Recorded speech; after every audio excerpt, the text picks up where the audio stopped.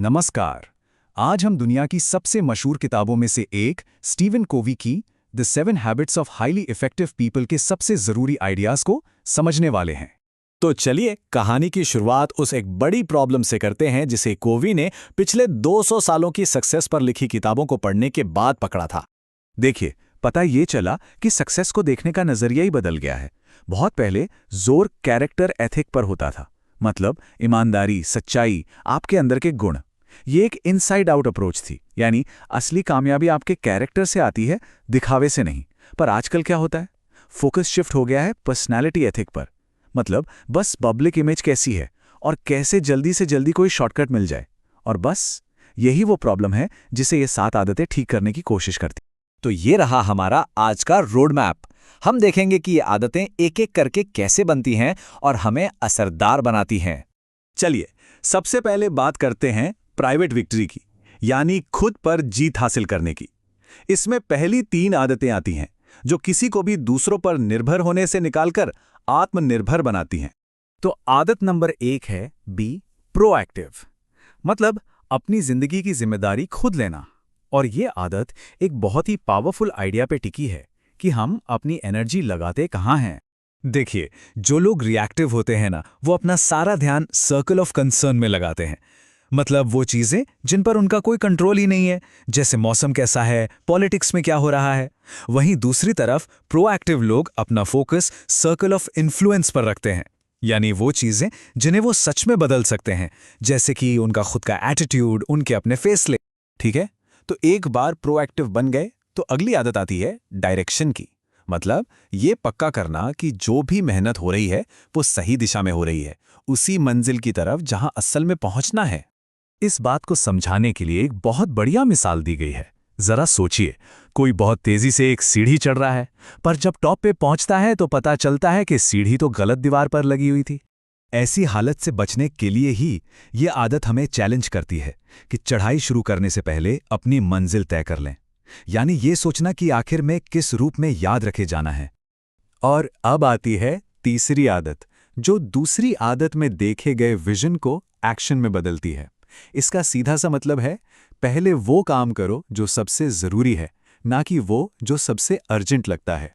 तो private victory के बाद अब बारी है पब्लिक विक्ट्री की, यानी अब हम दूसरों के साथ मिलकर जीतना सीखेंगे।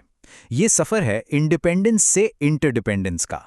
देखिए, अक्सर लोग विन लूज वाली सोच रखते हैं कि भाई अगर मुझे जीतना है तो किसी और को तो हारना ही पड़ेगा। पर जो लोग सच में इफेक्टिव होते हैं वो ऐसे नहीं सोचते।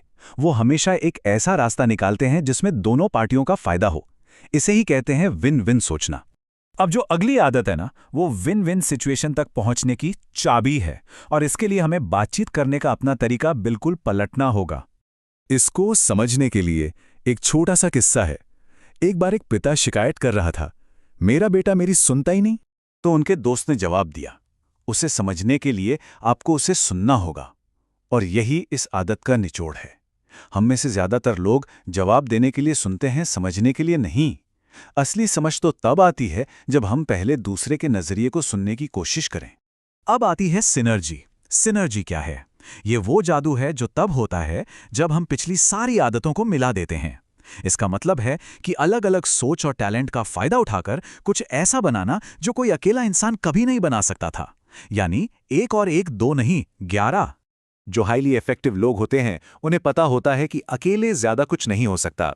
इसीलिए वो अच्छे रिश्ते बनाते हैं, अलग अलग विचारों की इज्जत करते हैं, ताकि मिलकर कुछ कमाल का बनाया जा सके। बिल्कुल वैसे ही जैसे कोई सीईओ अपनी कंपनी को आगे बढ़ाने के लिए अलग अलग फील्ड के एक्सपर्ट्स को साथ लाता है। और आखिर में एक ऐसी आदत जो बाकी सभी 6 आदतों को जिंदा रखती है, उन्हें लंबे समय तक चलाती है। ये आदत है शार्पन द सॉ, यानी अपनी आरी तेज करना। कहानी एक लकड़हारे की है। अगर उसे लगातार पेड़ काटने हैं तो उसे बीच बीच में रुककर अपनी आरी पर धार लगानी ही होगी। बस यही बात हम पर भी लागू होती है। और आरी तेज करने का मतलब सिर्फ एक चीज नहीं है। इसका मतलब है अपनी जिंदगी के 4 जरूरी हिस्सों में लगातार इन्वेस्ट करना। फिजिकल, मेंटल, सोशल / इमोशनल और स्पिरिचुअल। इन चारों पर काम करना जरूरी है। तो इन 7 आदतों को समझने के बाद सबसे बड़ी और जरूरी बात क्या है जो हमें याद रखनी है? बात घूम फिर कर वहीं आ जाती है जहां से हमने शुरू किया था। असली असर, असली कामयाबी अंदर से बाहर आती है। ये किसी ट्रिक या टेक्निक का खेल नहीं है। ये मजबूत कैरेक्टर और उसूलों की नींव बनाने का नाम है।